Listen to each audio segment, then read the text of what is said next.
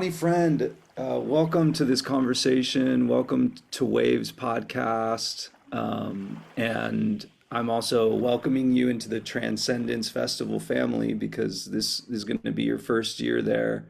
The team and Miguel and Sylvia and I are really stoked to have you bring your beautiful musical medicine to the festival, and and I'm really excited to hear about everything Amani Friend music, Desert Dwellers, Liquid Bloom, and hear some of the stories and your methodologies and philosophies behind your career and the music you make, which you've been making for a good while now.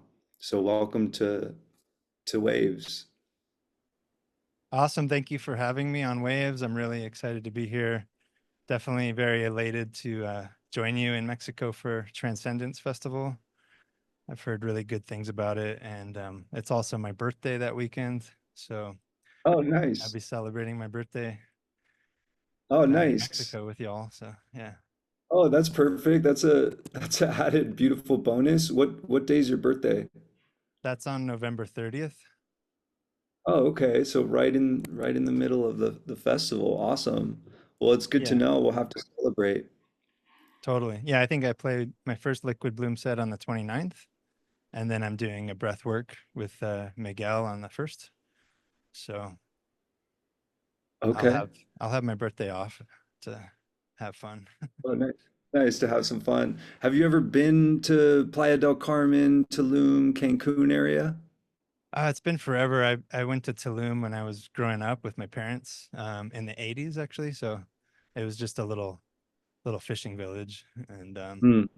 I haven't been back since. I know it's changed a lot. Yeah, yeah. It has a lot. I had been there in the 2000s, and I remember Playa del Carmen was this like kind of secret special little place near Cancun but far away, and I went there, and then I went back a couple of years ago, and that has become its own city in and of Mhm. itself. And Tulum also has grown, and they all those different sections offer something totally different. But have you ever played music in Mexico? Yeah, we played in the Omoteotl Festival. It's near Hmm. Mexico City. Oh, okay. And I played in Oaxaca for a wedding. Um, but not too much. We, believe it or not, haven't played in Tulum yet. So Oh, well, that seems like it's in order. yeah, It's a perfect place definitely wanted to. for your music, and the venues they have there is just so beautiful.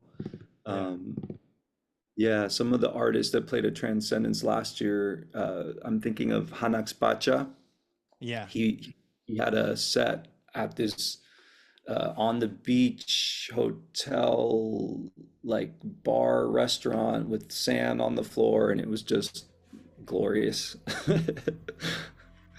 Yeah. Uh, well, the so we'll get into it. I'd love to know about your history. So, how did you get into music? Maybe some stories of your earliest memories of being lit up by music.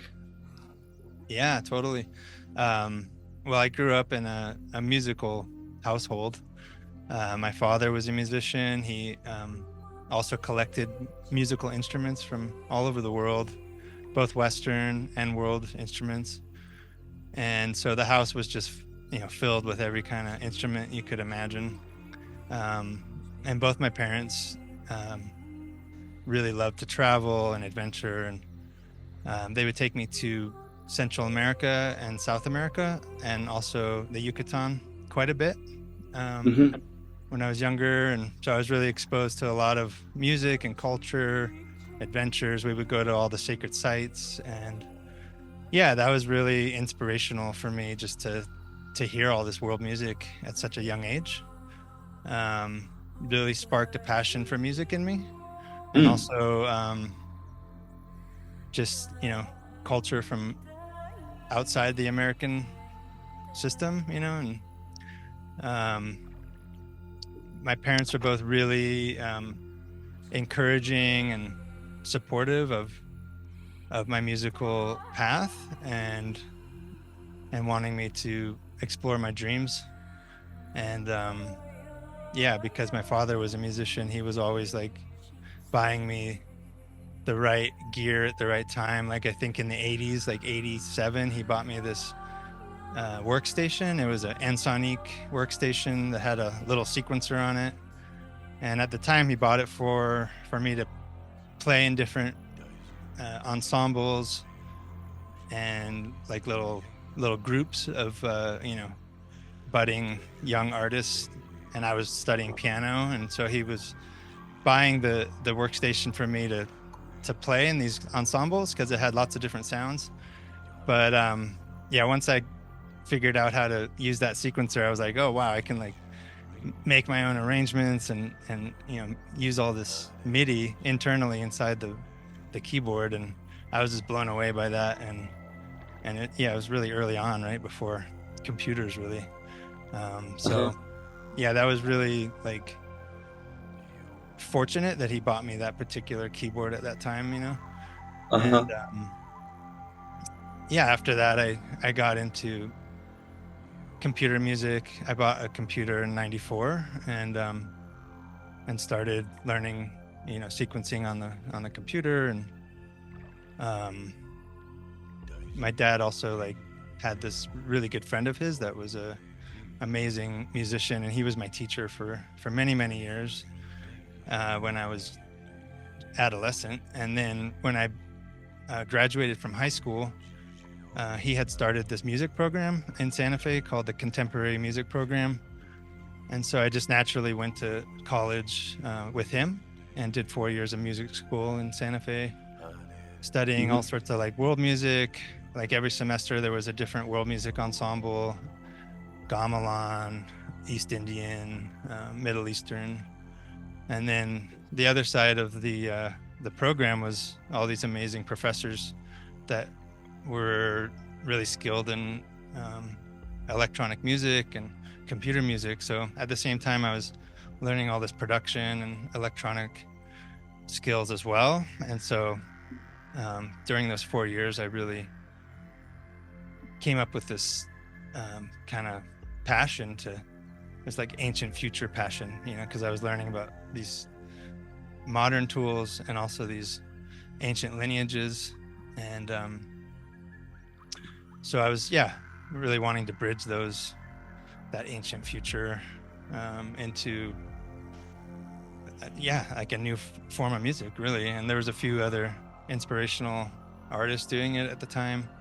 Dead Can Dance Like, and Spangle and Orb and Loop Guru was one of them. So yeah, after college, I really kind of like focused on the electronic music part, and I stopped kind of like being a musician per se. But up until that point, I was really like studying instruments and playing the didgeridoo a lot, and piano and percussion. And so I have all that in my background. But then after college, I just really focused on production and bridging worlds. interesting. I mean, sometimes you hear about parents who didn't have the best effect on their kid because they were pushing something or they didn't support their passion, but it sounds like your parents were pretty golden in terms of that, in terms of your encouragement and supporting this musical interest of yours. Oh, 100%. Yeah. And both of them in their different ways. Yeah. Awesome. And so was your dad a professional musician, or he just loved music and instrumentation and He could play.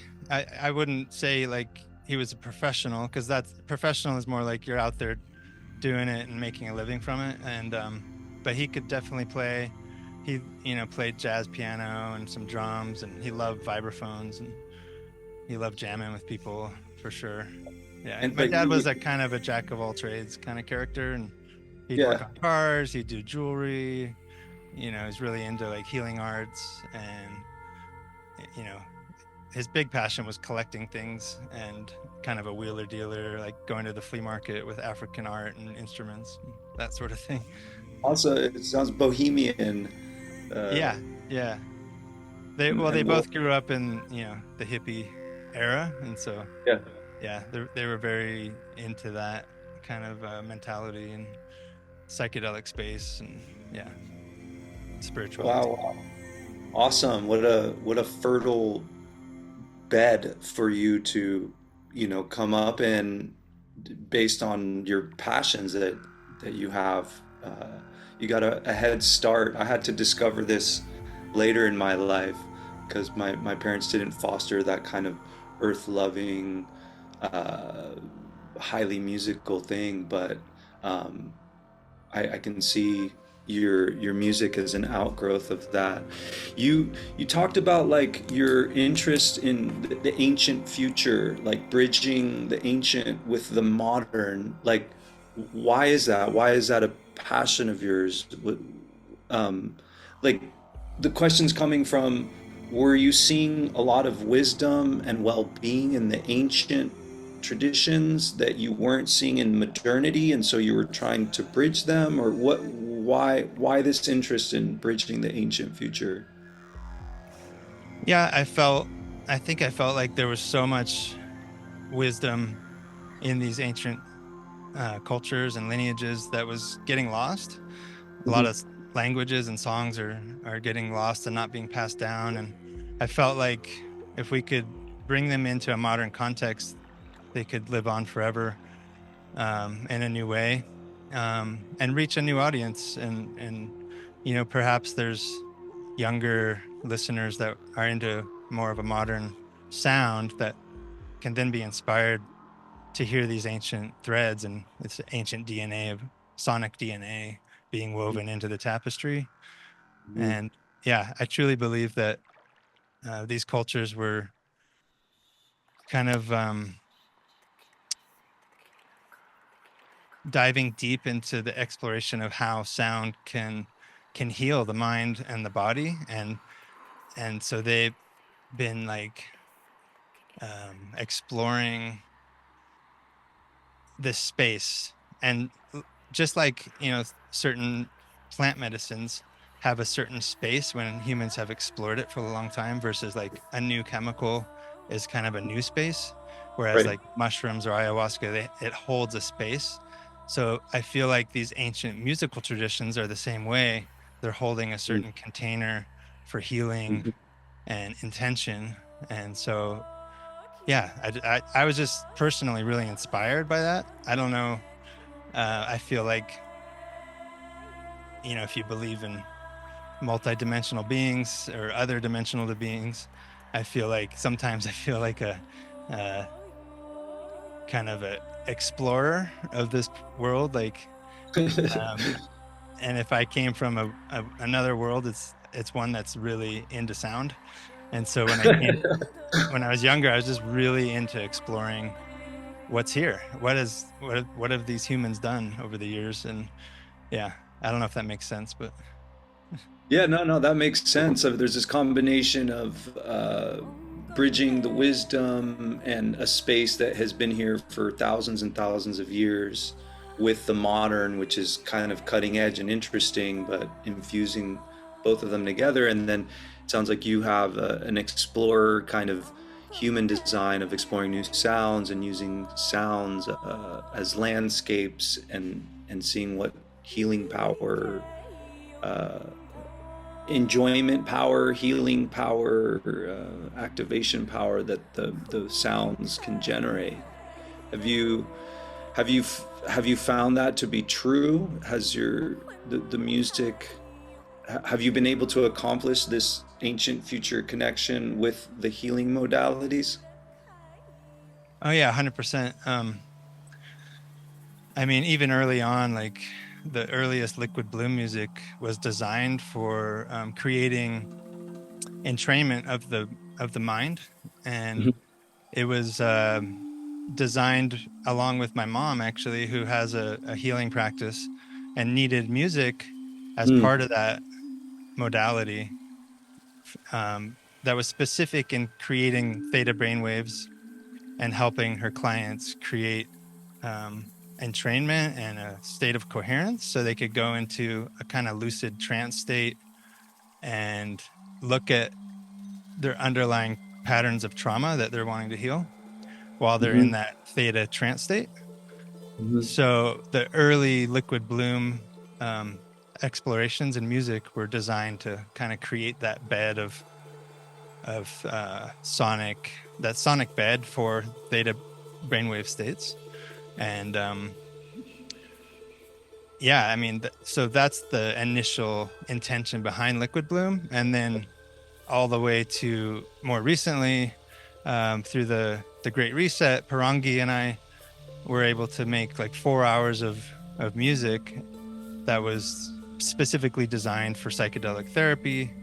It's called the Kuya sessions, and there's 4 sessions, and yeah, the intention was really to create a foundation of music that can support the healing space. And with Poranguí, it's so amazing to work with him because he's such a talented multi-instrumentalist and vocalist, and so it was really fun to just weave in all his sonic DNA and create these beautiful bodies of work. And a lot of it's, I mean, we didn't have much electronic stuff going on in the Kuya sessions except for some pads, and everything else was like organic nature and organic recordings in the studio. Mm. And that was by design. We wanted to create a really earth-based organic sound for the journeys, and we had the intention of being able to remix all these sounds later with all our amazing friends into more like dance and beat-driven tracks. So Mhm. because we knew later it would be remixed, we were just really given the space to explore these psychedelic sonic spaces with the authentic lineages and organic sounds. Yeah, yeah, yeah. I'm curious, have like have you been in ceremonies or shows or concerts where you receive healing from either the sounds that you produce yourself or other people's music? What's the impact of that on your sense of joy in life and entertainment, but also healing? Mm. Have you received that power yourself as a human being? Yeah, absolutely. I mean, in the 90s, I was going to desert gatherings, and the music that I was listening to was more electronic and all the raves, but Hmm. and we were taking entheogens, and but even listening to that music, all music, not all music, but a lot of music is really powerful and healing. Yeah. So I don't want to like say, oh, you have to do it my way or a certain way to make it healing, because a lot of music is really, really powerful to people. And back in the 90s, we were listening to really heavy electronic music, and it was profound, being out in nature, staying up all night, watching the sunrise with your friends on, some quality medicine was life-changing for sure. Absolutely. And then more, later in life, like doing ceremonies and listening to the medicine songs. And I mean, music is so pivotal and key to the journey space, I believe. Agreed. Especially when we were working on the Kuya sessions. It was designed for a ketamine clinic in Austin. So through the process of making this music, we definitely needed to experiment with the medicine. Ketamine has never been something I was gravitated to before we got this gig, and as like a party drug, it felt very dissociative. Yeah. But yeah, I have a new respect for it after working with it, and especially making this music for it. the music, like I said, is very organic, and it balances out that kind of more synthetic quality of the medicine. Right. So the two pair really well together. And yeah, like I said, through the process of making the 4 albums, we had to like kind of experiment and listen and like feel out what the timing of the journey was and where we wanted to place the arc, of what we were doing with each journey, with each hour journey. So Beautiful. yeah, I really feel like this music is very powerful for the K space and for inducing a therapeutic journey for people. Right, right. God, like again, like kudos to your mom who, out of her necessity birthed liquid bloom in some senses and the ripples that's had on the world. As you were talking, and thank you for sharing about that because I too, K wasn't really on my radar, and then I started hearing about it and then hearing about the impact it's had in the therapeutic space, and it's been a big help. And how you were saying that like not just one genre of music can be healing, the same, the ancient substances, the more modern substances, like it all has a capacity to heal us or expand us if the relationship is right there and the person comes with the respect. Um, I remember the first time I went to Peru and was in ayahuasca space, the experience I had of the Icaros were like excavating my being of toxins, and like I would have visuals of like ninjas with like samurai swords like cutting through toxic messes within my system in the sonic frequency of the Icaros. And that was one of my first moments where I thought, oh my God, like I've adored music since I was a kid, but like I didn't know the level, the medical application of sound to healing on the deepest levels. I My relationship with music became even more profound and devotional after that because it was just far beyond just entertainment and interesting sounds, but like the capacity. So, well, I want to get into your different projects because I know you have the Desert Dwellers, Liquid Bloom, and then countless collaborations you have with other beings. I guess the intention might be different for depending on what you're working on, or is all of your music always, is there like an intention to help heal the listener, the planet? Or is it sometimes like, I just want to make a banger, or you know what I mean? Like, what's your relationship with your creation? Hmm. Yeah. Well, let me rewind a bit. So as a baby, I took refuge with Kalu Rinpoche. So I had the mind transmissions from a Tibetan Buddhist lineage. And then later, I manifested another Rinpoche to give me more empowerments. And that culminated in actually taking the Bodhisattva vows around 2010 or 11, which is a very altruistic vow to have your life serve all sentient beings in some way. And so I poured that intention and those prayers into my music. I feel like I was doing this even before 2010, though. I was, even way back to the first Liquid Bloom tracks. The intention was like, oh, I want to make something that really serves other people, that really helps them in some way. And even the early Desert Dwellers music was kind of designed that way as well for people's yoga practice. And yeah, I think it does. Not all my tracks have that intention, but overall, that's a quality that I try to bring into my creative process. Mhm. Um, as the years went on, we got more into festivals as Desert Dwellers. Trevor and I have been working together. Trevor is the second half of Desert Dwellers, and we founded it in 2001.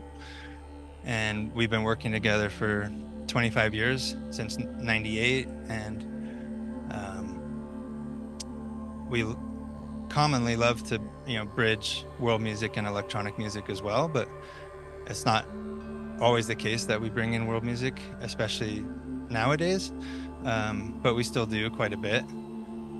And yeah, so often, like more recently, Desert Dwellers has been focusing more on bangers, but with really beautiful qualities. But there's still a space of like transcendence in our music, just naturally. Even when there's no world music elements, the alchemy that Trevor and I create together, yeah, it's very, very transcendental and takes people on a journey. I think over the years, like Liquid Bloom allowed me a space to explore that intention even deeper and go into like very specific music that reaches into people's consciousness and takes them on a journey, or music for psychedelic therapy, or collaborating with the Ram Dass Foundation, or Paul Right, Stamets, right. or these sort of things that um, didn't really naturally flow with the Desert Dwellers project as much. So that's why it's been really good for me to have these multiple monikers and outlets for different kind of Right. things. Yeah. Right, right. Okay, yeah. So that you're not, limited to one brand or one vibration of sound, but you can express everything that wants to come through you in the different projects. Um, Yeah. I imagine, I mean, Trevor and you have been musical partners for a couple decades now, or Yeah. 25 years. Yeah. We 25 years? we're celebrating our 25-year anniversary this year, and we're about to embark on like 20 to 25 shows this fall to support that amazing milestone.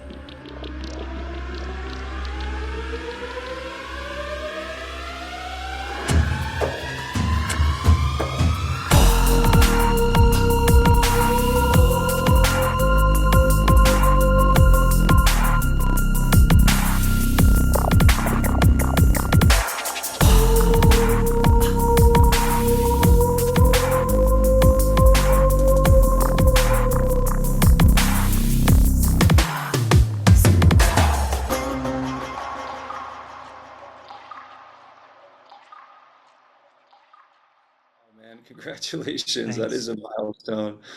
Um, so how did you two meet? I mean, that's been an impactful partnership in your life. How did you meet, and how did it come to be that you were like, we should form a duo? Mm. Yeah, the story is pretty funny actually. So I was through college, also throwing parties and outdoor desert gatherings in New Mexico with my friends. The collective was called Cosmic Kids, and Trevor is one of the founders of the Moon Tribe Collective,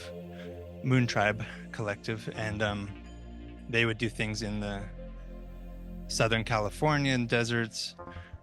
Our two collectives and crews like started mingling, and we were kind of doing a similar thing, and so our New Mexico friends would go to LA and SoCal, and vice versa. Some of the Moon Tribers were having New Mexico be one of their stops on the tour. This was all like 96, 97. And then in 98 is when I graduated from college, and I decided to go to one of the Moon Tribe's anniversaries. So I drove out to LA with my friends in the summer of 98 and went to the 5-year anniversary of Moon Tribe. It was a really long drive, so we actually got to this house, and I was really tired, so I asked this girl Vanessa if I could sleep in her bed for a little bit and take a nap, and then I woke up to Trevor walking through the door because it was also his bedroom. He was dating Vanessa. So the first impression was if Trevor was like, I'm sleeping in his bed. He's like, who's this dude? And the rest is history. Yeah. No, I also like produced this album called Biodiversity as my my college thesis basically. And so I had this CD and I was like giving it away just for fun. So I gave a bunch away at 5-year Moon Tribe, and Trevor heard it and he was like, oh wow, this is unique, which it was very unique and different, outside the box, you know, kind of a down tempo world music fusion thing, you know, definitely like the beginnings of what I've done my whole life. Right. So yeah, he just heard it and must have known that we were meant to work together, because pretty much within 6 months he was out in New Mexico and we were working together, and he would keep flying back and forth between LA and New Mexico, you know, pretty consistently. He ended up getting a regular DJ gig in New Mexico just so that we could work on music, and then after that phase, like sometimes I would go to LA. Very often we would work from afar and pass projects back and forth, especially once internet speeds got a little faster. But those first few years, you know, he would come to New Mexico quite a bit, and yeah, we just kept working together. We founded our label Desert Tracks together in 2005, and yeah, it's been an amazing collaboration, and I'm really grateful. We both, you know, in some ways we're really different, in some ways we're really similar, but the differences are what makes the collaboration even stronger. The alchemy of how we bring different threads together, you know, we weave a really interesting dynamic tapestry, and I think that's, yeah, we both appreciate that and appreciate each other and what we bring to the collaboration. Yeah, that's a beautiful story. I like the story of you being in Vanessa's bed, and that, like, what a fun first, like, who the hell are you? Yeah. And little did you know, 25 years later, what are some, you know, I'd love to know maybe some highlights of the Desert Dwellers journey, like maybe, you know, if you can think of a story of like, wow, you know, like Desert Dwellers are playing for 1,000 people or 5,000 people, or, you know, some moments along the way that you remember that are worth celebrating and sharing. Yeah. Well, for a long time, it was actually more of a studio project. Mm-hmm. I think around 2010 is when it became more of a live performance entity. There was Uh-huh. a few gigs before that. Like in 2005, we played in San Francisco at 1015. 2005, okay. And 2006, we played in Portland at the Crystal Ballroom, but mostly it was a studio project, creating content for a long time. And releasing it? Yeah, we would release it on our own label. We would also release all the yoga music on White Swan Records in Boulder. So yeah, if it was more electronic, we'd put it on Desert Tracks.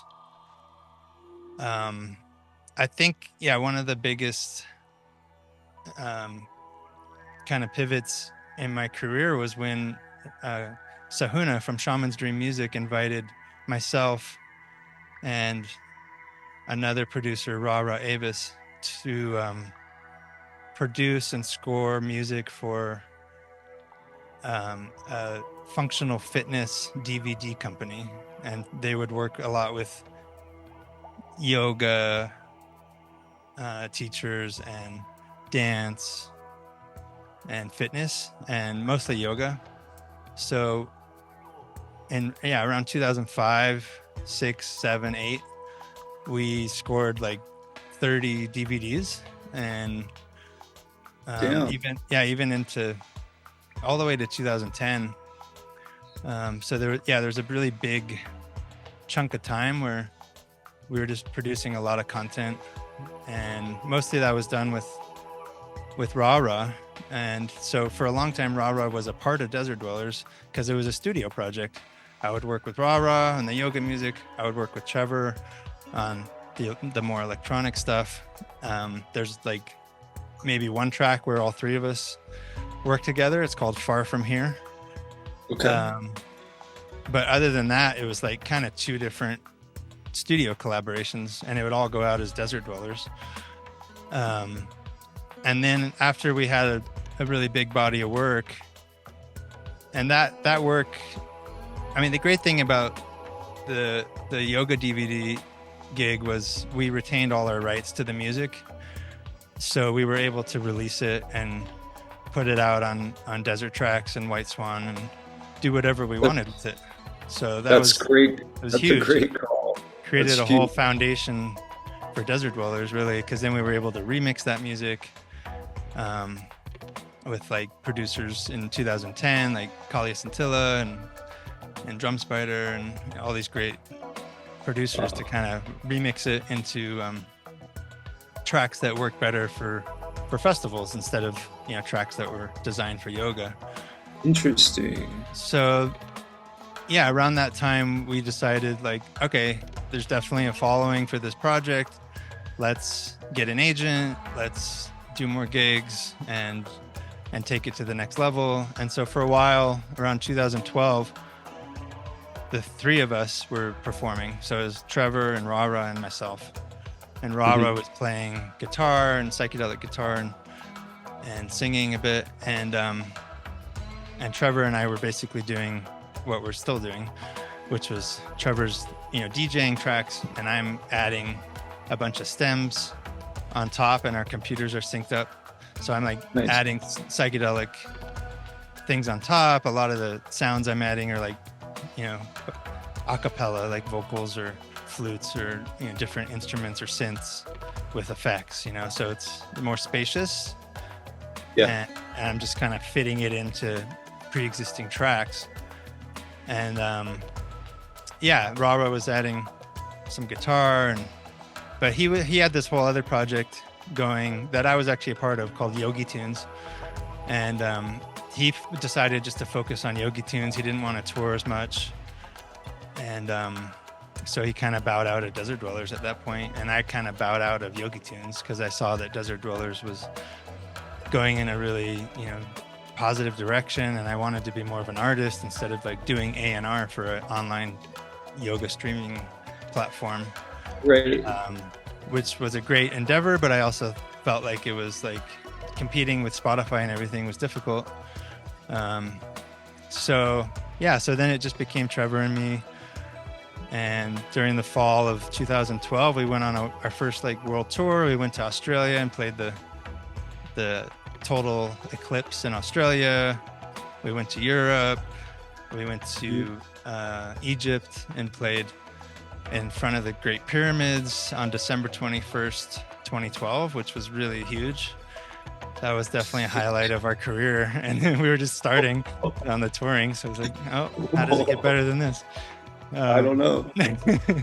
After that, we went to Guatemala for New Year's. I actually met my collaborator, Ishel Prisma, at that festival. And she came to Santa Fe in February of 2013. And we worked on the album Heart of the Shamans, which is a Liquid Bloom album. So that was a really nice synchronicity to meet her, because that Heart of the Shamans album has been really pivotal for a lot of people's healing and growth over the years. So I'm grateful for that. And I think the next really amazing thing that happened to us was getting asked to go on tour with Spangle, Spangle was one of my big influences in the 90s in terms of the sound I wanted to create myself.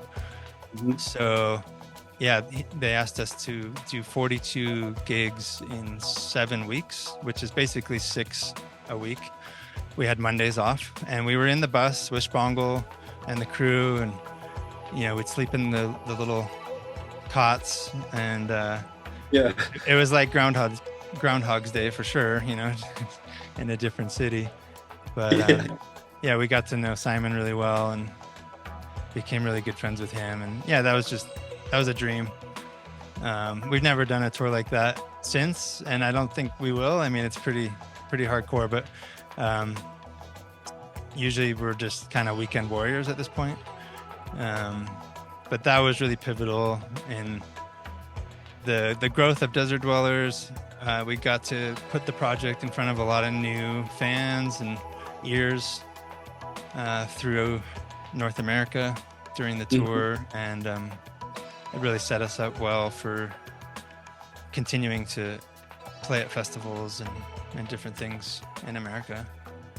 Wow, right on. What a beautiful story, and I love that one project, making music for the fitness, um, the fitness videos. That I mean, the fact that you retained your rights to the music is huge, because that's one of the main things you hear for in the record industry of artists signing this deal and then later regretting it because the corporation is making all the profits off of their music. And so that was a crucial thing right there. And when you started releasing the music online, did by the time that you got an agent and decide to move from studio project to, did you already have, was there already a hunger for Desert Dwellers to go on the road? Was that an easy transition?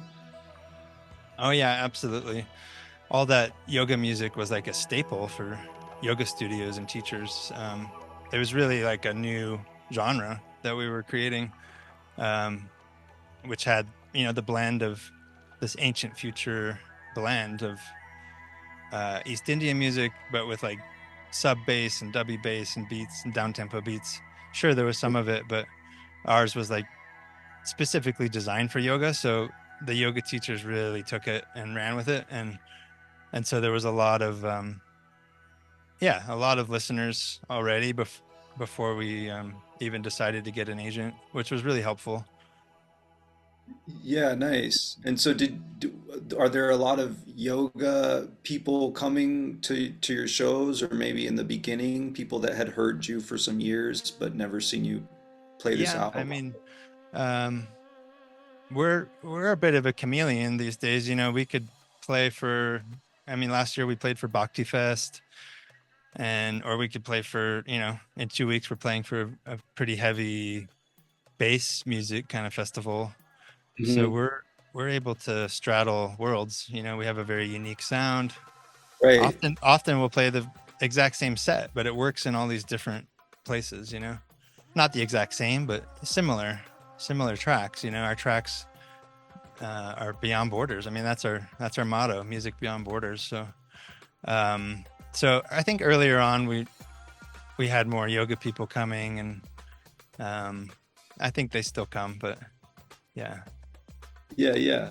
Well, the huge variety of people. When I've just from like my own personal, I remember one of my friends talking about Desert Dwellers, and I was living here in San Francisco. We went to, I think it was 10:15, and not really knowing much about you, but I had just kind of started getting into shamanism and wisdom traditions and indigenous traditions in Peru.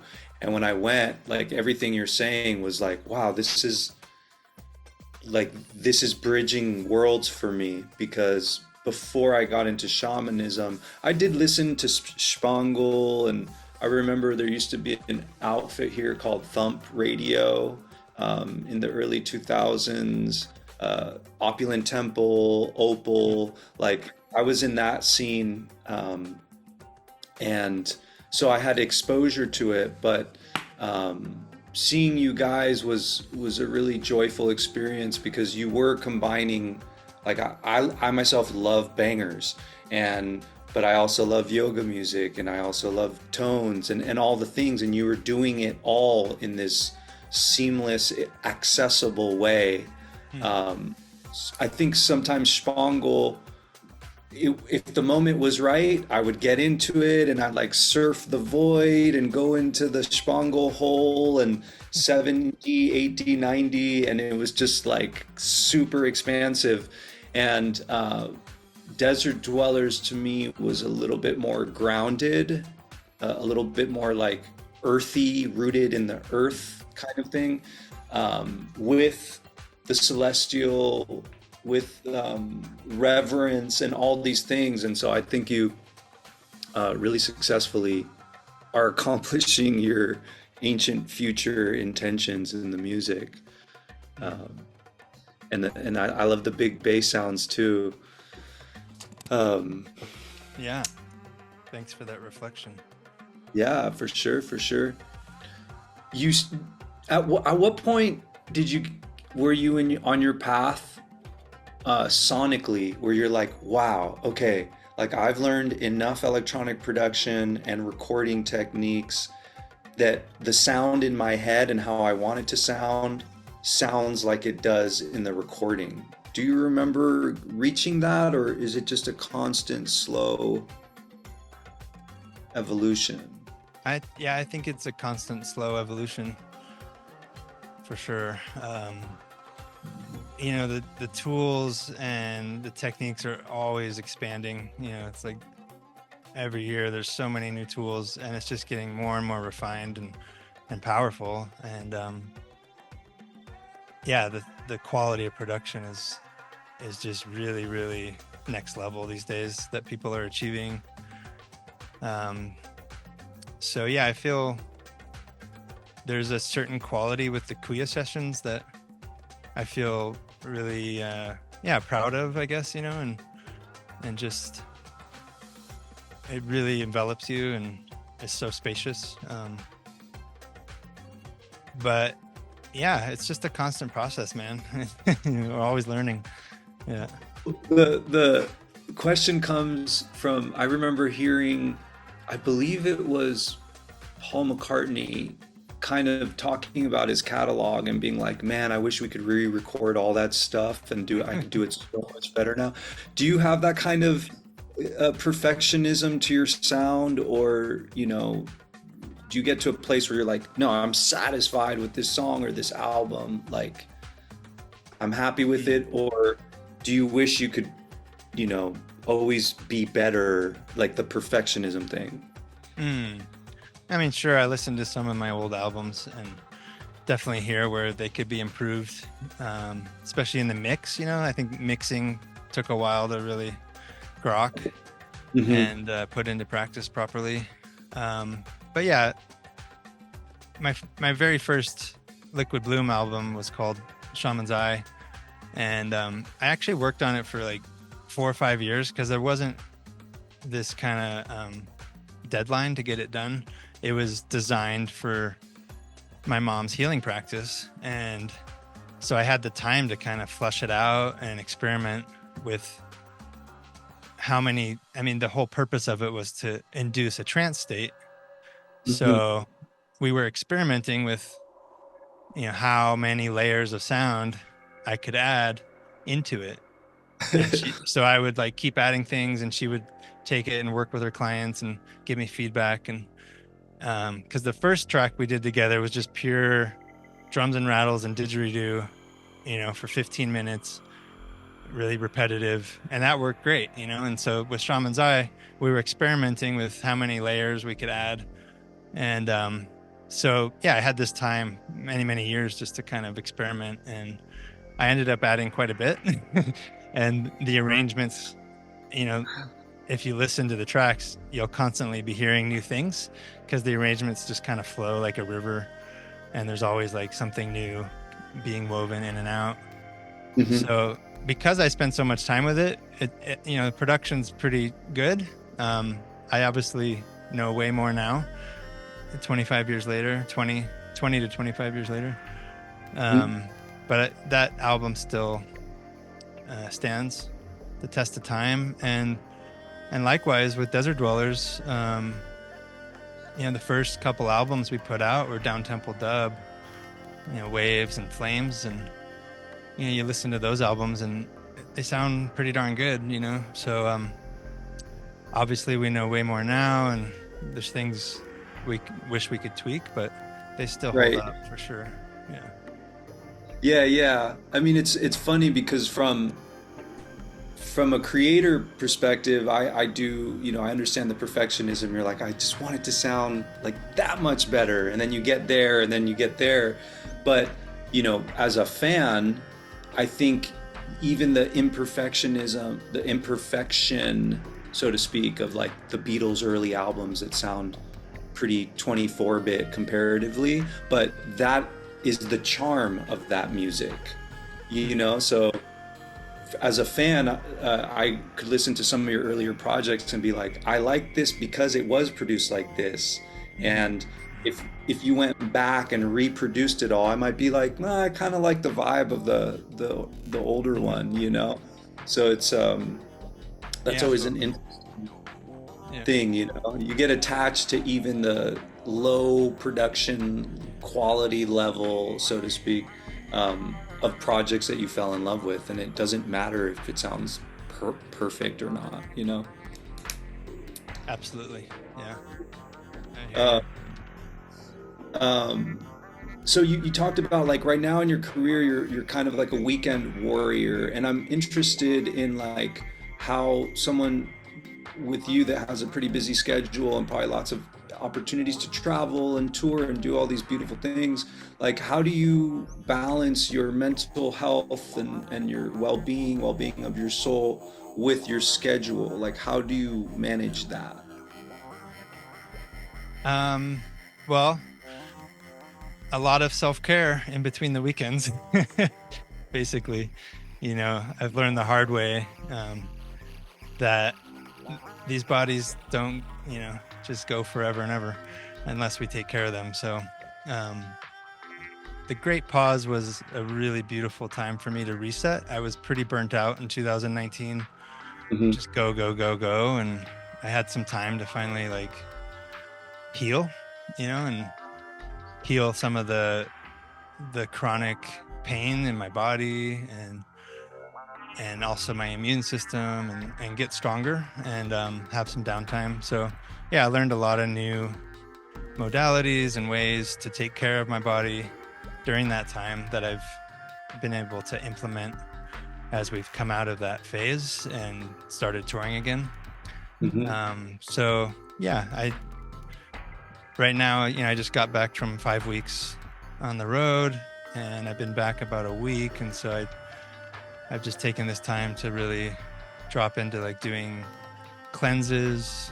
I'm doing breath work, uh, meditation, and every day I'm hitting the sauna cold plunge for an hour. I feel like that hot cold therapy is really key to Hmm. inflammation and healing the body. Um, it's good for so many things, creating more hormones, and um, yeah, detoxing. So yeah, I'm just kind of coming out of that week of self-care, and I'm feeling really good and ready to take on the next wave of projects and touring. So yeah, for me it's really important to balance my life that way. Right, right. Yeah, that's good. You hear a lot of touring musicians and things that how grueling it can be, but I imagine sometimes it must be hard to say no to invitations and offers and um, you know, being productive and making a good living doing this. Um, I mean, it's also hard to say yes when you don't feel resourced enough to show up. True. It's like responsibility has the word respond in it. It's like, how can we respond to what we're being asked to respond to? And um, we're not responsible if we don't have the resources in ourselves to actually respond. That's right. You're So right. yeah, I feel So like I can say yes a lot more when I'm feeling more resourced and healthy, and not in pain, not in chronic pain. For so many years I was touring and in so much pain, like lower back pain, and all lower back stuff. having to having to stand there was like so hard. And I just like warriored through it, and I was doing what I could, but it takes a lot to actually get out of those pain cycles, and the body wants to heal when we give it the right conditions. Yes, yes, yes, true. True. Well, probably people out there in the crowd have no idea that Amani's up there with like battling some internal things and the lower back pain. They're just like, I want to be up there having that life, and like little do they know. It's yeah, No, I feel it's you, not fun sometimes. Yeah, yeah, but and yeah, it's also not all. just physically, it's taxing mentally as well. Um, Mhm. it's like we spend a lot of time alone in airports, in Ubers, at the hotel room, in the green room even. It's not like a big party in the green room. It's like usually like the sound guy and you know us by ourselves, and Yeah. checking our email, and then we're on stage in front of all these people, and then back to traveling to the next gig. So mentally it's pretty challenging. I think it's safe to say that all my peers would say the same thing. We talk Yeah. about it a lot. Hmm. It's not what you think it is, for sure. Right, um, right. it's definitely a warrior path, mentally and Yeah. physically. Yeah. Yeah, yeah. People don't see all the, 90% of the rest of what it takes to be there up on stage doing the thing. What are do you enjoy like your live sets, your live shows? You're at a place right now where like you feel really good about what you're doing, and what is the ideal way your music goes or your sets go? What are you trying to accomplish? Hmm. Um, yeah, I'm very happy with where I'm at right now because like I said, feel resourced to be able to show up. Um, I'm also pleased with the kind of more alternative spaces that Liquid Bloom is able to explore. Playing music for breath work or cacao, ecstatic dance, and breath work all in one go. Hmm. Um, these kind of events are very fulfilling to me, even if it's less people. I feel like the quality over quantity is really rewarding for me as an artist, and I'm able to explore all spectrum of the catalog, from ambient to house to bass, and I play everything during one of those journeys. And I'm also very pleased with where we're at with Desert Dwellers, and I'm really excited about the tour coming up. It's quite a milestone to hit 25 years, and we have a lot of new music we've been making, so it's a lot of fun to just continue to be inspired with Trevor. And Right. yeah, I think what my intention is with the sets, and also for Trevor, is to take people on a journey through a lot of different sonic spaces, and to take people from one place to another place, and through that journey we're entraining their body, mind, spirit into cohesion, into more joy and healing and connection with themselves, with the community. um, yeah, my deepest hope is for listeners to experience transformation and well-being. Beautiful, beautiful. Well said. Um, I I had this kind of curveball question that just popped up to me. Have you ever considered just doing something totally different than what you've done? Like, have you ever wanted to make heavy metal or pop music or anything that has nothing to do with your usual thing? And have you taken any stabs at things like that or had that thought? Yeah, I've always been into drum and bass, Hmm. actually, since the 90s, but I've never made it. So Ah. lately, the past few Liquid Bloom tracks, Um, there's one coming up called Organic Intelligence.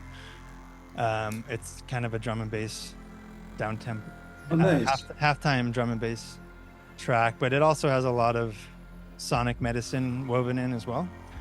Yeah. So that's been really fun just to kind of try that out.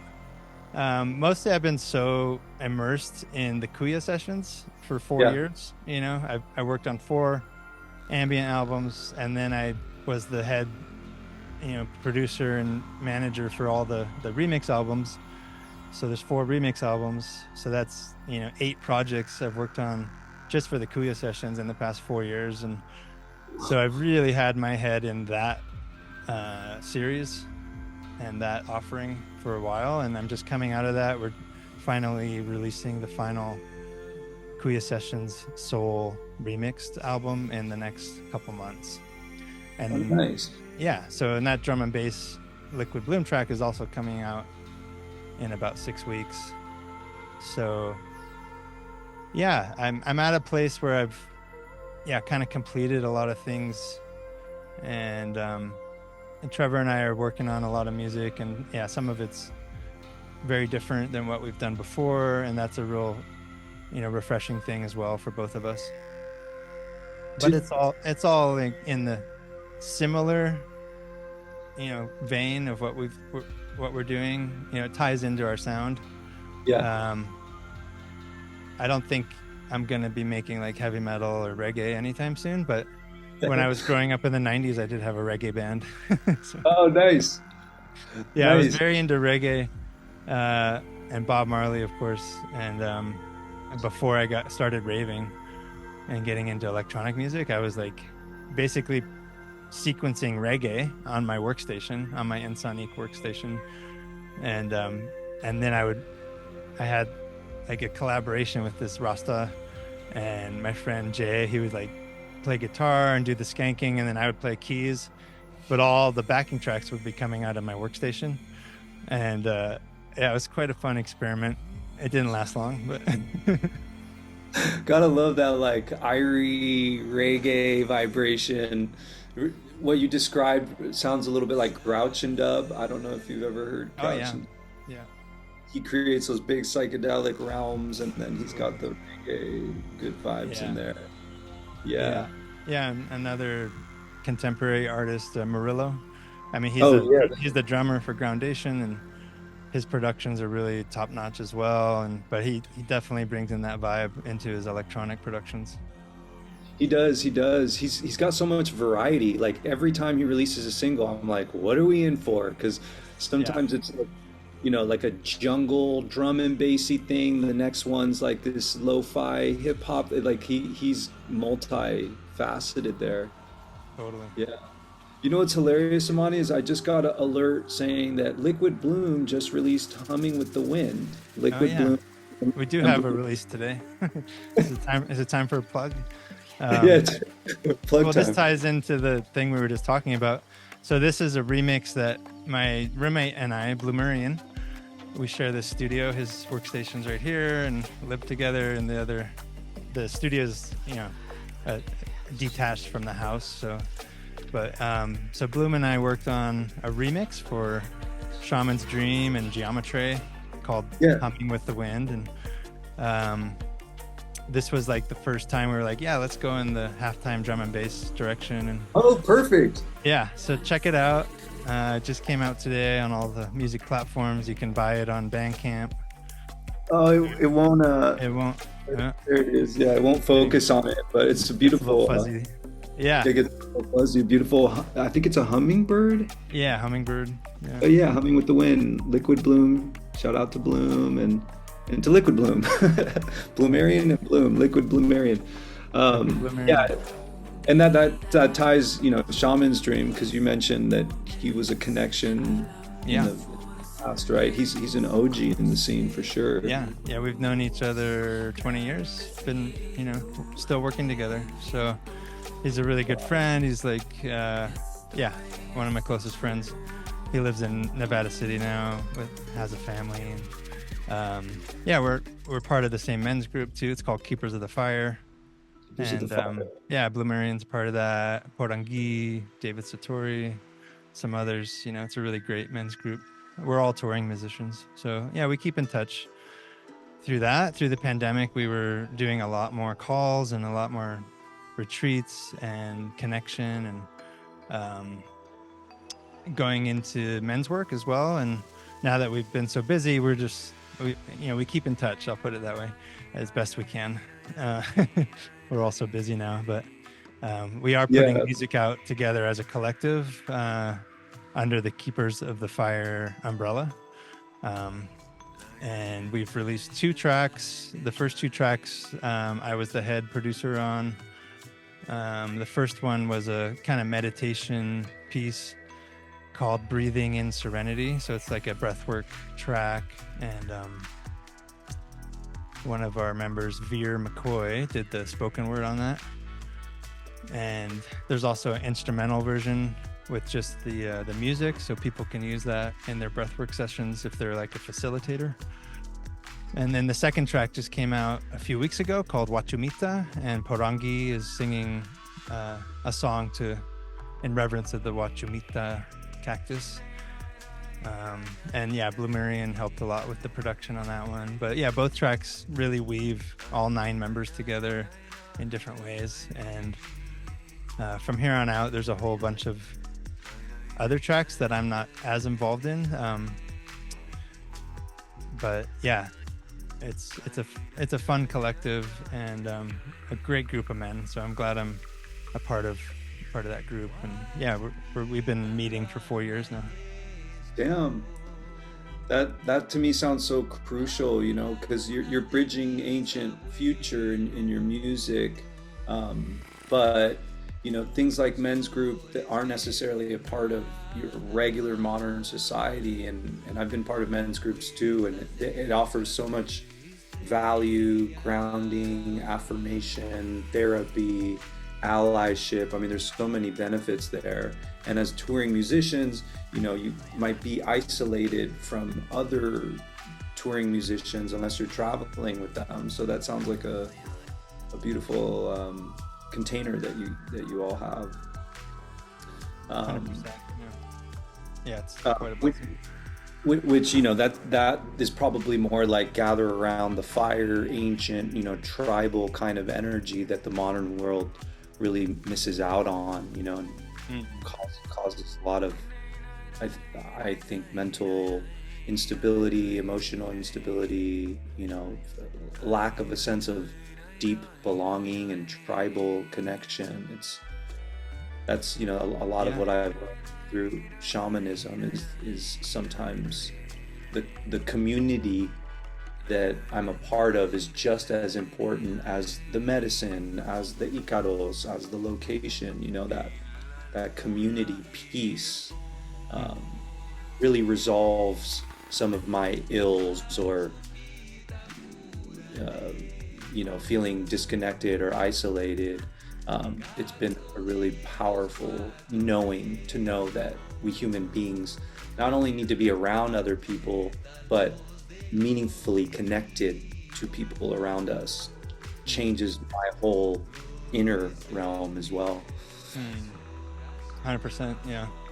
And I definitely felt that disconnection before the pandemic hit, and that kind of isolation and difficulty mentally, just being on tour and the rigors of this lifestyle. And like you said, having this community and tribe and brothership has been so healing to my mental state. Even if we don't talk all the time, I know like every 2 weeks, some of us will get together and check in, and we always have each other's back after, 4 years of meeting together. So and we all speak the same language, we're all touring musicians, and we're all into world music and where music and consciousness intersect. And we all have a different take on that, a different lens, which it makes the collective even more powerful when there's, these different facets being woven together. You've been making music for a long time, and there's been a cohesiveness to your offerings in all of your projects. And I'm wondering, do you does does the option even exist for you, or like to be like, oh, I'm not gonna do music, or is music the motivation to make music is always just present there for you to keep creating the next thing and the next thing, like beginner's Mm. mind? Where are you at in terms of having been at this for many years? Yeah. Yeah, I think I often joke, I was like, yeah, I pretty much just do one thing, you know.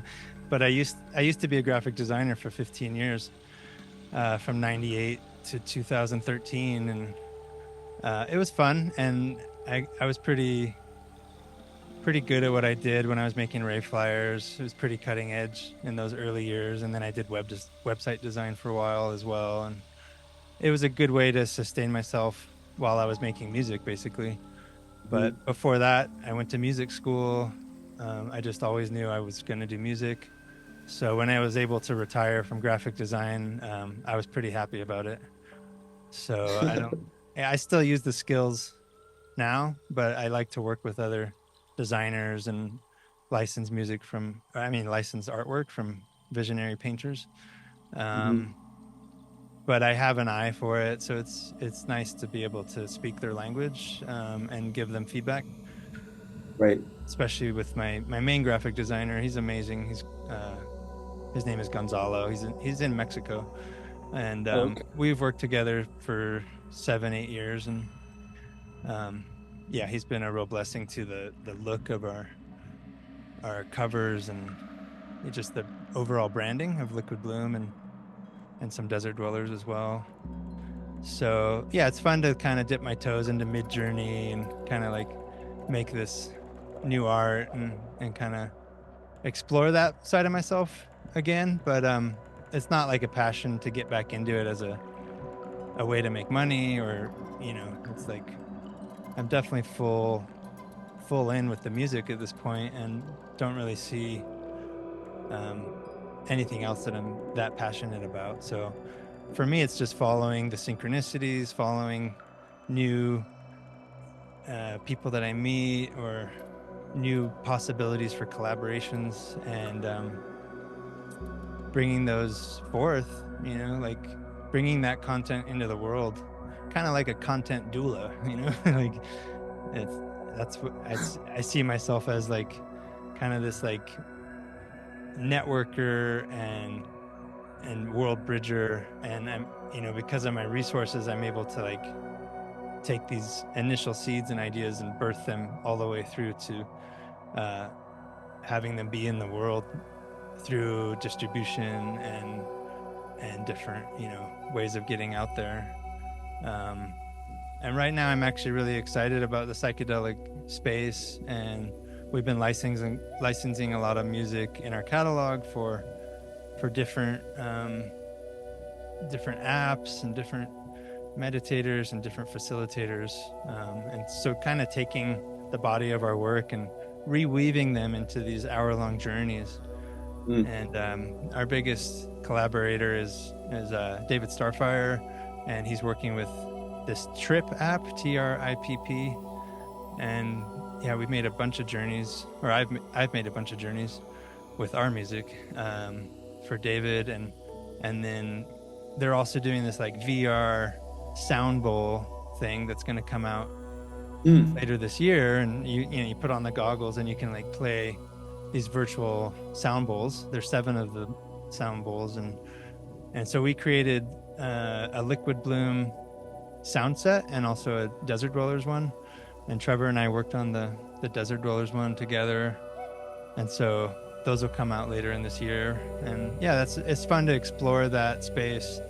I'm not really into VR. It feels really dissociating in a way, but it's here, it's with us, and so I wanted to bring our sounds into the field, and so I'm happy to collaborate like that with these realms.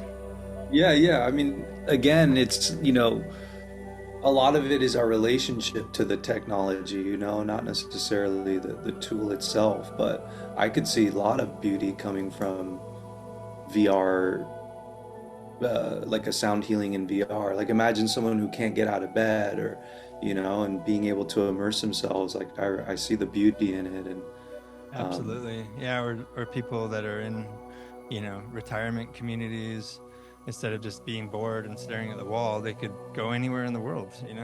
they're not limited to like Jerry Springer at 12 p.m. Yeah. Yeah. Um, Yeah, it's all a tool is, either good or bad depending on how you use it. So it's all the intention behind it. And that's why I really respect what David's doing with Trip. And I'm sure there's a lot of other examples of this where people are really creating something with the tool that's really positive and beneficial. So, yeah. and so David Starfire's, he started the Trip app or he's working on the team? He's working on the team. He envisioned the VR sound bowls. That's his Okay. baby, and for many years. And but he's also been working on the team, kind of as a A&R facilitator, bringing his friends' music into the fold and onto the app. And Okay. but the sound bowls has been a big project for him for many years. So it's exciting that it's going to be out soon. I'd love to hear a little bit about the soundscapes you made with the Ram Dass, and there were a couple of Hmm. others, right? In that style. Like, can you say a little bit about that project and what it's meant for you? Yeah, yeah. Um, yeah, there's been several producers that have been able to work with those old Ram Dass recordings. Or in the case of East Forest, he went to Hawaii and recorded a bunch of new stuff as Ram Dass was transitioning. But yeah, it was definitely a huge honor to be able to, you know, have his vocal stem and create a sound bed underneath it. Definitely one of those career highlights for me. And I feel like that piece really serves a really beautiful kind of healing medicine journey space for people. Um, and yeah, it was funny because, my dad passed away at the end of 2022, and he was really into Ram Dass. And he would always say, whenever I'd see him, he'd say, here we are. And it was always in reference to Ram Dass, and right after he died, or transitioned, I Mhm. got the connection with the Ram Dass Foundation Oh, in the summer of 2023, also through David Starfire, funny enough. And oh, I was at the MAPS conference in Denver, and David introduced me to the Ram Dass Foundation people, and they had already been big fans of Liquid Bloom. So they were like, yeah, we have this project. We're getting new mixes of the original recording, the opening track. So yeah, it's like 50 years old, 50-year anniversary of opening. And so I was able to reimagine that into, a beautiful ambient meditative journey with Ram Dass's spoken word. I think it's like 13 or 14 minutes long, and then they put out a vinyl of the whole oh. album as well. So that was really fun to get the vinyl back and know that it's permanent. There's a If physical. everything goes down, we can still hold the vinyl in our hands. Yeah. Next up, back to cassette tapes and compact discs. No, that's great. Yeah, I love that one. Ram Dass has definitely been a huge. I love that man and his message and his human example, and I think that the Ram Dass Foundation has done such a beautiful job of keeping his medicine and his spirit and his joy alive in the world. It's really beautiful, Yeah. really beautiful to see. and adding that, totally different context of adding the liquid bloom sound bed there. It's like, for me, spoken word in and of itself is very powerful, or just the spoken voice or spoken word. But you add the music, and then all of a sudden, all these layers of emotion come in, especially when it's well done and it matches the inflection of what's being stated Mm, by the speaker. And I think you did a wonderful job there. thanks. Yeah, Yeah. obviously music is very emotive and brings up these feelings, different emotions in us. So, to have that quality underneath the spoken word, like you said, it just reinforces what's being spoken of. Right, and it reaches deeper into your soul somehow, because you're not just analyzing the data of the Right. It's information. not just mental, it's physical and somatic and embodied because of the emotional quality. Yeah. Totally, totally. It's like, imagine watching the Truman Show with like no music. You know, Right. that would Or be a any, work, or any movie. or any movie, yeah. It would be a work of art in and of itself, but you bring in the violins and the orchestra and all this stuff, and next thing you know, you're crying, and you know what I mean. So Yeah, it's a totally. beautiful reimagining of content that was already out there, but Yeah. not in that vessel. So big love to the Ramdas Foundation. When I was working on the track, I actually completed it and mastered it in a week or two.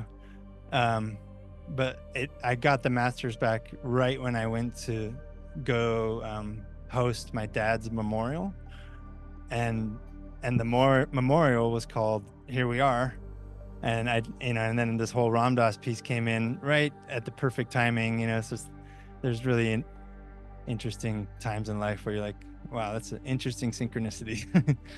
That's a secret. I often call that synchro destiny.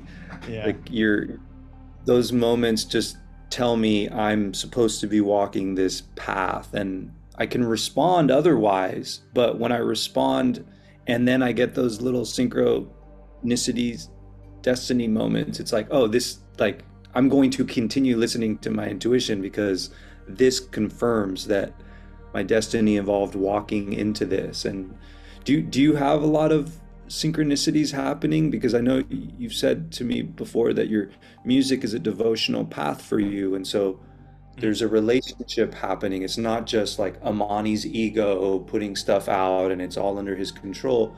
It sounds like you're in relationship with the sacred through your music. Is that accurate? Yeah, I feel like it's all synchronicity for me. Um, Nice. yeah, it really is, just following, new connections or things that pop up in the field when you're traveling around and stuff. I'm always following the synchronicities, and that's giving birth to these new ideas and collaborations and projects. Um, but yeah, there's definitely a really deep intention that I have, which I was talking about earlier, uh, taking the bodhisattva vows, um, really wanting to be altruistic and benefit other sentient beings while I'm in this body.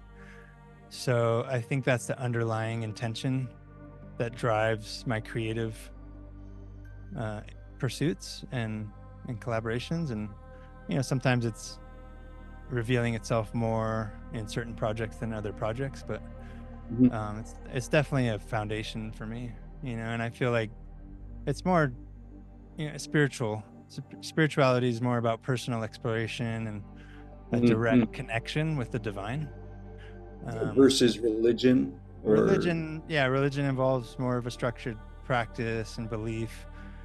It can sometimes be a little bit dogmatic and often removes that direct connection to the divine like, through a middle person, and that's dangerous because that middleman uh, ends up being somebody that takes advantage of that power position. And right. um, so I don't. think all religions are necessarily bad. I mean, Tibetan Buddhism is a religion itself, and I'm sure there's some corrupt teachers even in that religion. But Right. um, yeah, I feel like spirituality is much more sovereign. It's like you finding your own direct path to the source, and Yeah. how to Yeah. embody that in your life. Yeah, agreed, agreed. It's a, like finding God within or source or direct connection. And if you do any kind of digging, you'll see that a lot of what's happening in the world is illusions, delusions, lies, manipulations that on the surface seem innocent and seem like pure service to humanity or this community, but then you dig a little bit and you're like, no, actually this isn't what Yeshua said. Like, this has nothing to do with, teachings of one love and unity. And I don't know what you guys turned this into, but it ain't connecting you to your wholeness, your well-being, your self-joy, your individual self-expression. And I think it's like, look at the results of what you believe in. Then you'll be able to tell if what you believe in is life-giving or not, you know?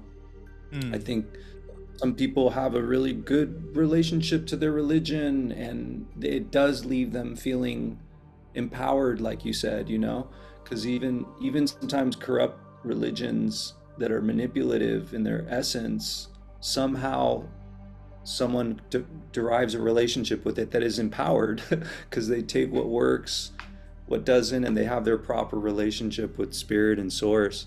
So um so yeah, sometimes um Yeah.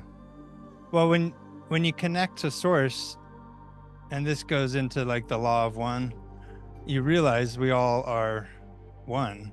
I mean, that as cliche as that sounds, you know we're I'm all with you. we're all, a different thread of the source energy Yes. and experiencing itself together. Um, so when you realize that, and entheogens and psychedelics give you that direct experience of Yes. oneness, um, and religion should be doing that, and Right. when it's working, it does, Right. Right. but if it's creating more divisiveness and separation, then you might want to look elsewhere for Yeah. your Yeah. clarity. I agree. I agree. Sometimes that's what people need. They need their little club, and that's where they're at on their human journey of, but so I try not to be super judgmental there. But you know what I wanted to say, Amani, just to explore your life philosophy a bit, because I know that you've given much thought to this, and I just wanted to share a little bit of mine and see what you think. It's like, I think in the our kind of modern spiritual, everyone is right and no one's wrong and everyone wins, like no matter what, kind of that kind of philosophy might be well intentioned, but I think sometimes we underestimate that there is truth out here in the world. Like the law of one is truth. And I'm not saying like, okay, so let's like subjugate people and beat them down with the truth, but there is a structure to reality and there are certain inherent truths to it, like gravity. If you don't believe in gravity, well, it doesn't really matter. If you jump off the building, gravity, you're going to fall unless a miracle happens, which I'm open to that. But I think many people go around being like, well, this is my truth. And it's like, okay, but if your truth isn't in alignment with the truth, then you're going to be dissonant. You're not going to be in coherence because despite what your ego or mind thinks, there are truths out there. If you align to these divine truths, then the results will probably be way more pleasant than if you position yourself against the truth for whatever reason, and then you're sort of divorcing yourself from wholeness because the belief that you're insisting upon doesn't actually align with truth. Mm. So I wanted to ask what your opinion is on that. Someone who's given a lot of thought to to life and the mystical and the sacred. Yeah, I think what you're speaking to is really, it's like when you can align yourself to that truth, that energy, um, it can propel your own intentions even further. Right. Um, it's like a super power pack or something, or putting on a jetpack, or it's like Yeah. it propels it even further when you have a true intention that isn't based in like narcissism or ego.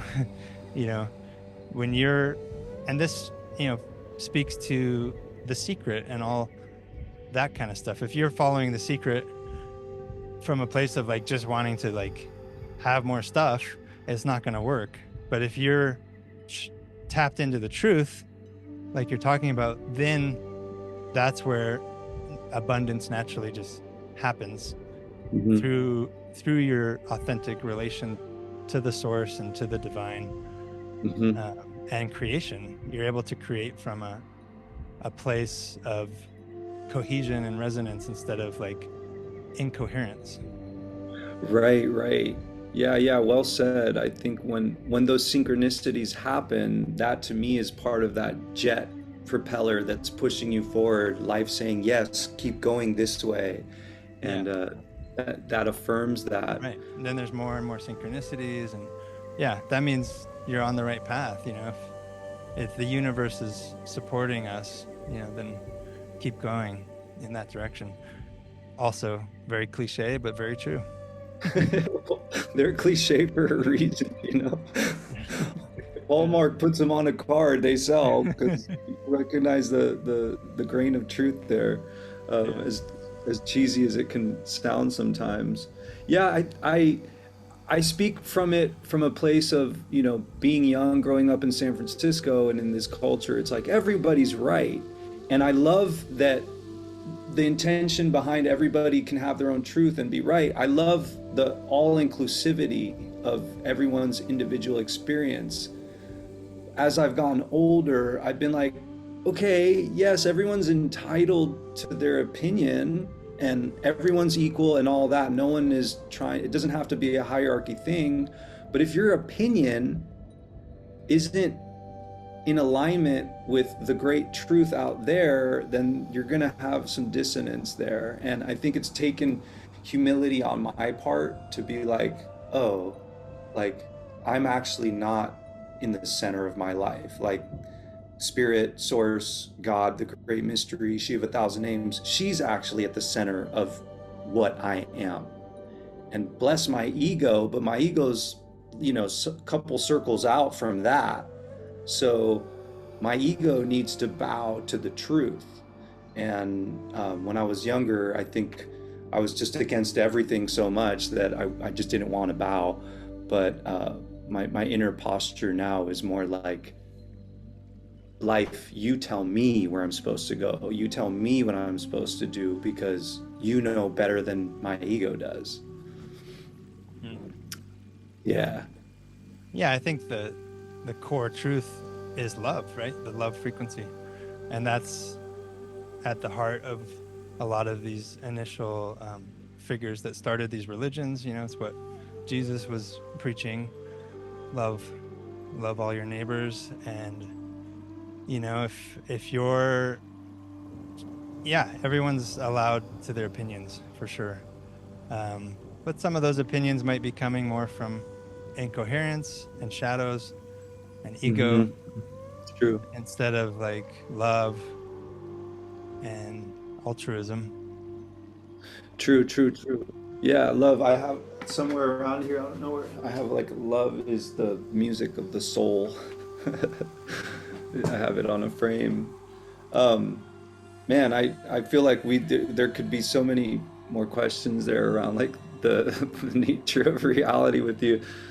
Um, a lot of the people that watch waves are like artists themselves or entrepreneurs, festival goers, ecstatic dancers, musicians, and things. And coming from someone who has a success has made a successful, not just financially, but like emotionally, spiritually successful kind of cohesive career with music and art.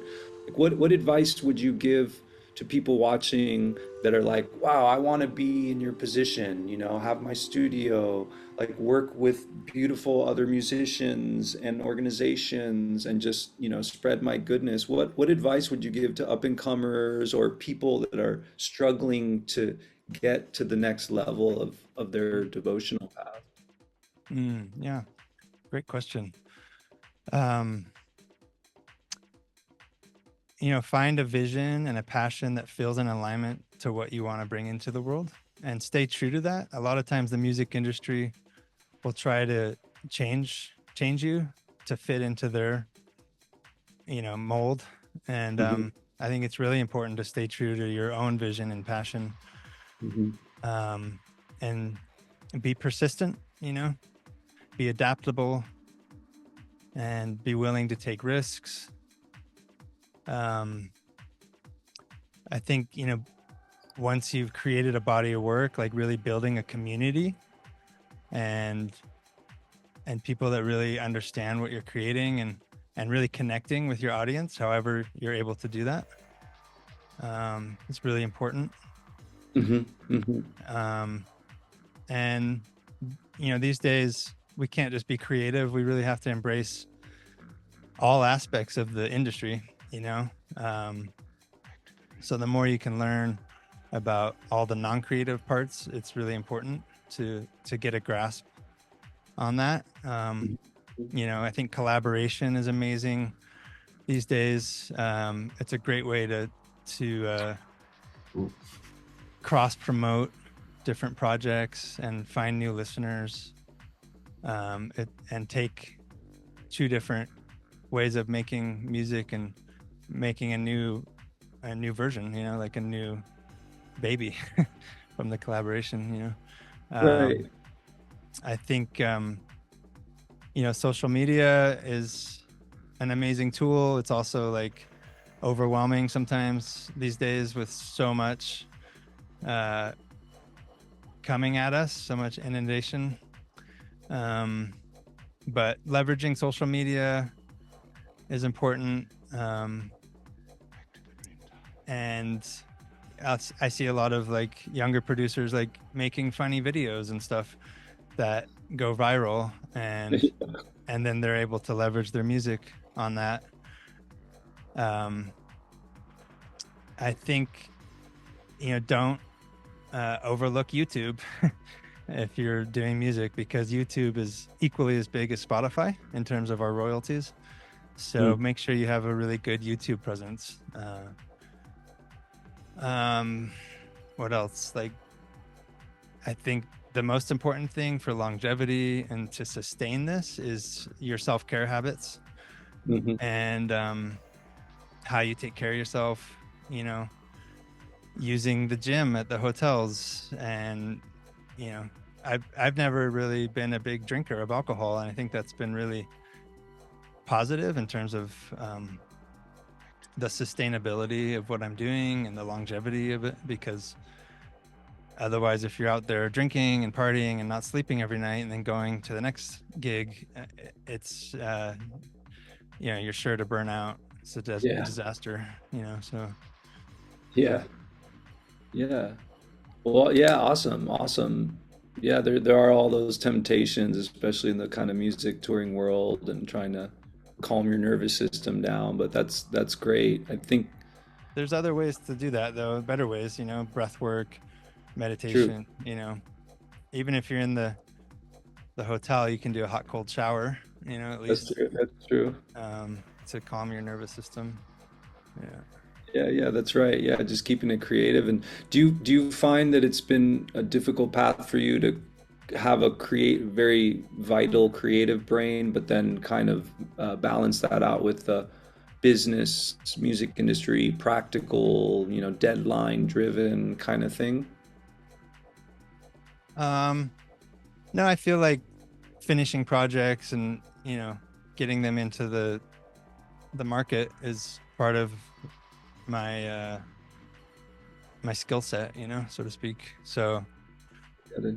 Um, I also have a great team that really helps with the nitty gritty and nuts and bolts stuff. Hmm. So I can just focus on the creativity part and birthing that creative uh, child into the world, essentially, and then I send it to our business manager, and she kind of does the ingestion into our distributor, and we have people working on the marketing and stuff like that. So, yeah, I think developing a really robust team Hmm. underneath you as an artist is really important. So you don't have to do it all. It's good to know how to do it all, but then delegating Right. and having a team that you really trust to pull through and get things done on time and help the creativity flow into the world. Hmm.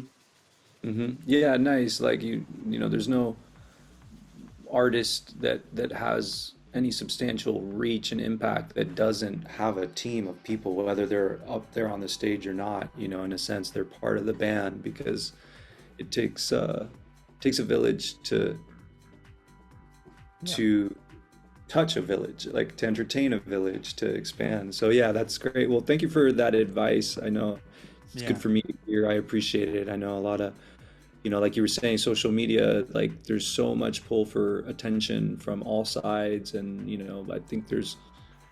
I think something like 1 million songs uploaded on Spotify every day. Like, how are you gonna stand out from the crowd? And, um, if that is part of your calling. Sometimes people just want to make music for themselves, and that's fine. But if you do want to reach more people and make an impact, you do definitely need a team and a strategy. Um, Yeah. Yeah. And you uh, need a vision that stands apart from, like you said, the millions of tracks that are just being put out. Like, the more unique your vision and the more like um the more people can relate to it, and it really like moves them in a certain way, mhm. and they feel inspired by the vision of what you're creating, um the easier it will be to create that connection with your audience, and create that community around your art. If you're making something that's very dissonant and hard to listen to, it's going to be hard to create that community. If you're creating something that people can utilize for their personal practice every day, um, they're going to tell their friends about it, Right. and you're going to build a community. So yeah, it's a balance of like making it for ourselves, but also making it for other people too, to be utilized. Music Right. is a Right. tool. Music can heal and transform, and in so many different ways, and um, yeah, I think it's important to recognize that we're not just making it for ourselves. I mean, maybe some people are, but I think we want people to hear our creations, and we want them to be inspired by it. Agreed. Agreed. Yeah, and hopefully gives them that meaningfulness and that alignment, like you say. Yeah. Um, Well, dude, this has been wonderful conversation. We've touched a lot of really awesome things, from your personal history to your different projects and some of your life philosophies and your intentions with the music and your bodhisattva vow. Thank you so much for chatting with me and sharing your self-expression in this way. Um, I know there's a lot of Desert Dweller, Liquid Bloom fans out there, and I'm happy to be able to share this content with people who would like to, what's going on behind the music. So thanks so much for showing up in a good way and so thoughtfully, and I as one listener of your music, um, I just want to confirm that your intention and the tens of thousands of hours you've poured into this and your vow, it's landing and it's making an impact in the world that is beautiful. So thank you. Thank you for all your warriorness and tenderness and your willingness to question self and to keep offering your medicine in the world. It's very inspiring and super entertaining and all the things.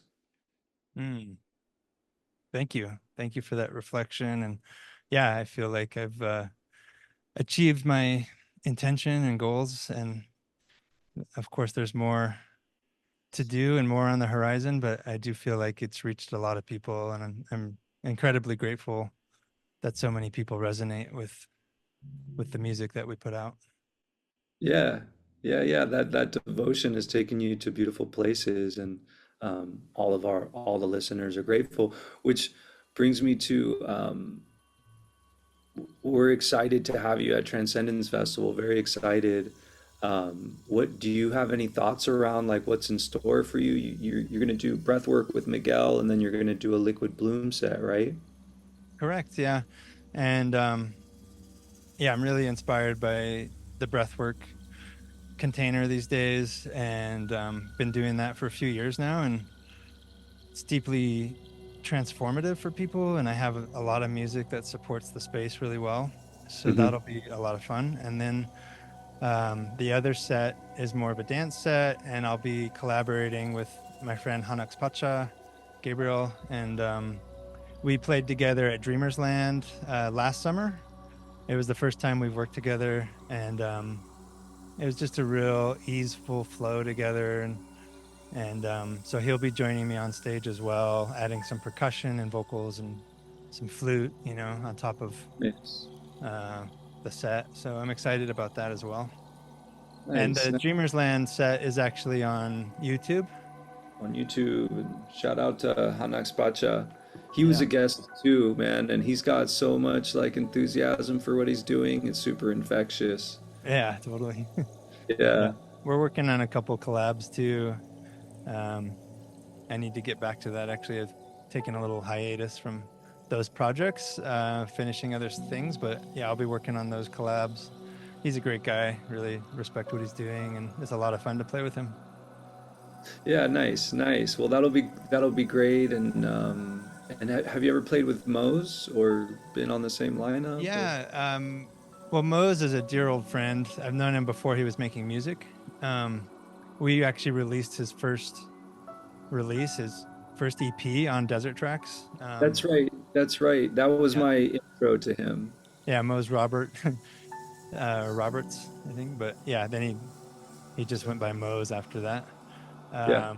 And funny enough, like a lot of artists got a leg up through Desert Tracks. Poranguí, Deya Dova, Living Light, Drum Spider. Yeah, a bunch of artists first released their music on Desert Tracks, and Epic, dude. they Epic. went. Obviously, they work hard and have an amazing vision and sound, and just Right. ran with it. But yeah, it's a real deep honor to be a piece of these musicians and producers' journey. To get out there into the world more, and um, yeah, it's. I'm humbled that we have a vehicle to support that, and to help create a whole genre of intentional music makers, really. So yeah, Right. Mose is a really old friend, and I'm so proud of where he's come, how far he's gone with his expression. Totally, totally, man. It's I met him in Peru when I was living there in 2017 when he, was first kind of bubbling up, and worked with him at an event. And the first time I saw him play live, I was like immediately hooked. Like, one of my intentions with my music is to spread unity consciousness and law of one light codes, and to like at least entertain but hopefully inspire and create a sense of unity consciousness, like somatic unity consciousness. And I think there's a couple of acts or bands or musicians that do that for me pretty regularly, but Mose, every time I'm at one of his sets, there's this like palpable unified field that has its own life and momentum, and causes a sense of joy and cohesiveness and softness, and like it's like it's not just a show or a set for me. When Mose does his thing, it's like you're entering a field, a realm, and I think that I've never been to a Liquid Bloom set. I've been to Desert Dwellers, but I know you guys have your version of that as well. Um, Absolutely, yeah. It's definitely our version, our festival version, but um, the Desert Dwellers sets are, it's a collective experience and a collective expression, you know, and um, so many performers and dancers love to, you know, bring their craft into that experience right. of Desert Dwellers playing, and and yeah, just the way people show up, not just the performers, but all the audience members. It's a Hmm. collective, unified field, and it brings us all into coherence. And by the end of the set, the whole energy has shifted in the Yeah. space, you know? Yeah. Yeah. And that's It's what makes Desert Dwellers so special, you know? Yeah. true, and it makes so much sense that uh, all of these artists who are, on the level of mastery, I would say, of being able to provide that in a live and in the studio, production. There's a common thread there of just beautiful, dynamic, devotional, each with their own flavor. But it makes sense that was that the intention with Desert Tracks? Was it like, okay, we have our catalog, there's definitely an audience for it, like maybe there's other people that we could expose our audience to that are kind of on the similar level? Is that how it came about, or? Yeah, 100%. We first released, just Desert Dwellers tracks for a bit, and saw that we had a vehicle and platform to help our friends, and so we started releasing other people's music. And yeah, originally it was a lot of up tempo as well, because Trevor's really into some up tempo flavors, and eventually, like, we saw that Desert Tracks was more gravitating towards this kind of medicine, world fusion kind of space. That's what was doing well on the label. So he started his own project called Dreaming Awake, which is more for the up tempo. Oh, I see. Dreaming Awake Records, and Alien Breakdance is his breakbeat. Oh, So nice. yeah, it was good to kind of remove the different things. We were kind of lumping together a lot of different sounds into one Right. label, so it makes more sense to have these different flavors kind of represented better in their own space. So yeah, since he created those labels, Desert Tracks has just been focusing on the world music medicine space, and a lot of times that's Liquid Bloom collaborations. And we'll still put out Desert Dwellers tracks on there sometimes if it fits that down tempo space. The up tempo Desert Dwellers goes on his labels, Dreaming Awake. And so I'm basically running Desert Tracks on my own now since he created his own. And I've also wanted to, we've released a lot of music over the past 20 years on the label, and it's a lot of work. It's a lot of extra work to run a label, and I've kind of stepped away from this like hunger to have something, out every month or twice a month as a label, and just I just really pick and choose albums and projects that really call to me, that really like stand out and are really interesting. I'm just saying no a lot more to things unless it's something that stands above head and shoulders, Right. Something you feel is just has to get out there and Yeah. totally aligns. Yeah, nice. Well, there's so much to sift through in this world because there's so many great creators out there that you could hear that maybe we'll never hear, because there's so much content in the world being created, especially with the new technologies of having an at-home studio where you can produce next level sonic creations. So I imagine it would be a lot of work. Um, but well, that's great because we hadn't touched upon the label part, and that's a whole, that's a whole arm of your existence there, and Mhm. Mose, the ripples, because now Mose Mhm. also releases other people's music, so it's just Yeah. a Well, big yeah. mycelium network. It's a big mycelial network, exactly. Um, and getting back into the law of one, it's like, yeah, I mean, this is our soul family, and we're all trying to create something with a very similar vision. And yeah, I might have been like a way shower early on in terms of what my vision was, but a lot of people have created their own version of that, but we're all connected Right, in a similar vision and part of this mandala of intentional music making, and a lot of us are on the same agency now. It's called Reciprocity Music, mm. and they have, Poranguí, Deya Dova, Mose, Liquid Bloom, a bunch of others. So It's there's a kind big of an umbrella agency that's kind of collected all of us into a roster. Yeah.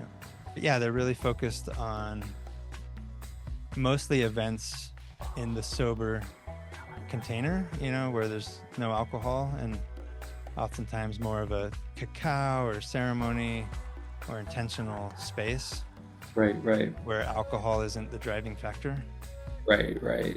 Yeah, Like Mose that's won't play for an alcohol event ever, and Paranguí's similar, and yeah, Liquid Bloom, I never really play at alcohol venues either, So yeah, it's a new format because for so long the music industry has just been run by alcohol, and right. I can't stand alcohol, I mean, to each their own, but for me it's not a very good medicine. um, Yeah, it Yeah, so it's, yeah, and be forced to be in that space just to like play a gig is tough sometimes as an artist, if you're not into it. right. Yeah, agreed. I mean, I'm even thinking back in the day when I lived in Peru, I was doing some events at a pizza slash bar place, and I was friends with the owner, and I was doing like ecstatic dances there, but it was pseudo ecstatic dance. It was more like I was playing ecstatic dance music at a club.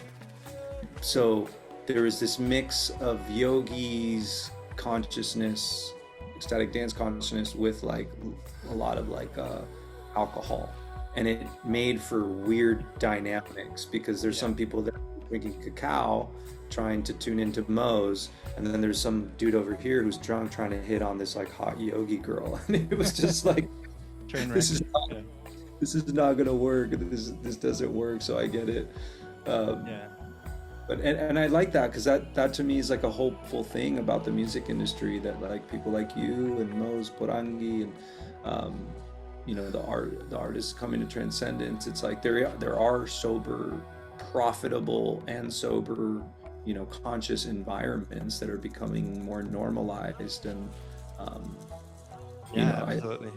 People are hungry for it. And yeah, I've been working with a breathwork facilitator in Australia, Dan.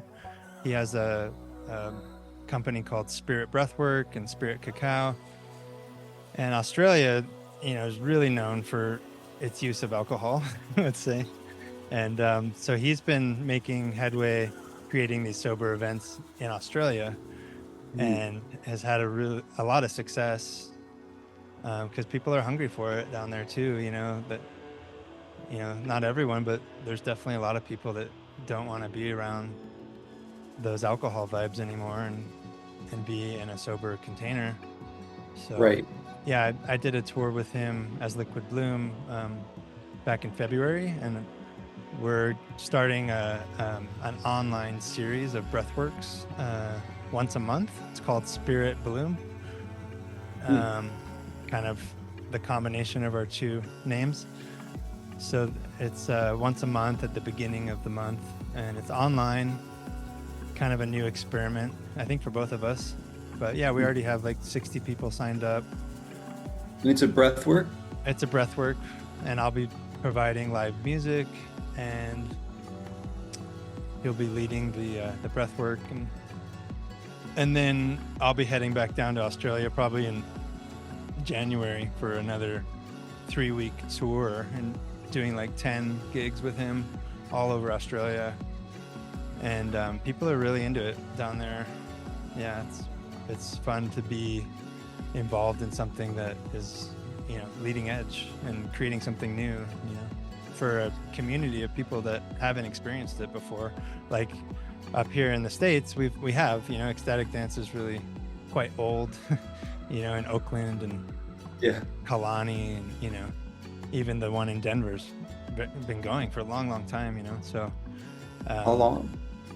The one in Denver is also like 30? 20 years or something. Yeah. Years? Okay. Yeah, that's maybe a long more, time. Maybe more, 20 plus years. Yeah. So yeah, I'm excited to be back in Australia and creating this new container with Dan. Nice. Yeah, that leaves me feeling quite like positive about the way humanity is going, because especially with a lot of the things that are always happening in the news, but a lot, if you don't focus on things like this, you might think, oh, the world's going to hell in a handbasket, and but I hear stories like this and see so many people hungry for purity, truth, innocence, humility, next level productions, the technology that we can use to make these like hyper well produced sacred offerings. And what is your feeling? Are you a hopeful person? Do you trust that what's happening on earth is what needs to be happening? Like, how do you hold the suffering and some of the the politics that happen on this planet? Yeah, that's a big question. The world is going to hell. I mean, you look at the news, it's bonkers right now, Sure. But it's not the only thing that's happening, like you said, and there's a lot of positive things happening as well, and they're just not reported on in the news, Humanity is going through a rebirth, and when that happens, all the shadows come up, all the incoherence, all the lies, they're just coming up to the surface. And those people that are perpetuating those lies are usually in power, and they're trying to hold on to their power, and hold on even more, hold on harder, tighter and tighter. But I believe that the wave that's happening right now is that people are waking up to those lies, and people are waking up to the systems of repression that have kept them down, kept them isolated and separated, kept them, in fear instead of love. And more people are saying, we've had enough of that. We've had enough of your bullshit. And they're finding these alternative ways of thinking. They're opening up through psychedelic experiences and just being blasted open and like inspired in their lives again. They're learning new ways to resource health and nutrition from within instead of having to outsource that to big pharma. That's a really empowering thing, to take back our health and to take back our mental wellness. So I do see a lot of positive things happening, and it's happening at the same time in parallel that, from the outside, it looks like we're about to go into World War III. I mean, it's like the way the media spins things. Right. It looks like, oh, this is the end, but it's not, because as as the old world falls away and destroys itself, Yeah.